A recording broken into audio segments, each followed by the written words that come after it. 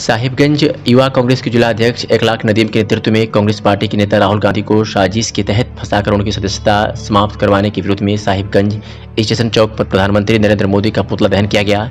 इस मौके पर जिला अध्यक्ष इखलाक नदीम ने कहा कि राहुल गांधी को भारतीय जनता पार्टी की भ्रष्ट सरकार चाहे किसी भी तरह से डराने धमकाने और उनकी आवाज को दबाने की कोशिश कर ले, वे डरने वालों में से नहीं है। देश में संविधान को समाप्त करने और अपने कुछ गिने चुने उद्योगपतियों मित्रों को इस देश की सभी संपत्तियों को बेचने की साजिश के खिलाफ भी बेखौफ होकर बोलते रहेंगे। सुनिए। सदस्यता तक रद्द कर दिया गया।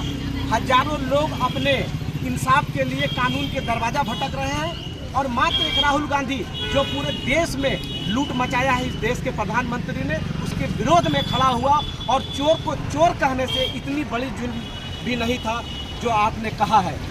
सरनेम लगाया है, इसने कहा है कि नरेंद्र मोदी को तो नहीं कहा था चोर, कहा कि आखिर ये दोनों लोग चोर क्यों हैं, मेहुल चौकसी चोर क्यों है, नीरव मोदी चोर क्यों है। क्या चोर को चोर कहना लोकतंत्र में कोई भी बात को उठाना भी अब अधिकार नहीं रहा इस देश में। लोकतंत्र से बचाने के लिए राहुल गांधी ने कहा कि मैं पार्लियामेंट में क्या, मैं जेल जाने के बाद भी माफी नहीं मांगूंगा। यह लोकतंत्र के दलालों को मैं बताकर रहूंगा, सच्चाई के आगे मैं लड़ता रहूंगा, मैं कभी नहीं झुकूंगा। मेरा नाम सावरकर नहीं, मेरा नाम राहुल गांधी है। मैं गांधी हूं और गांधी के रास्ते पर चलूंगा और चलते रहूंगा। देश के एक एक जनता, एक एक लोग और कांग्रेस पार्टी के एक एक वर्कर गांधी के विचारधारा पर चलते रहेगा।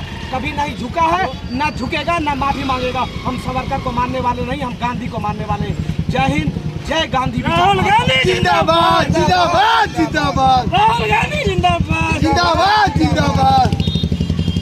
चोर नहीं अब डकैत है।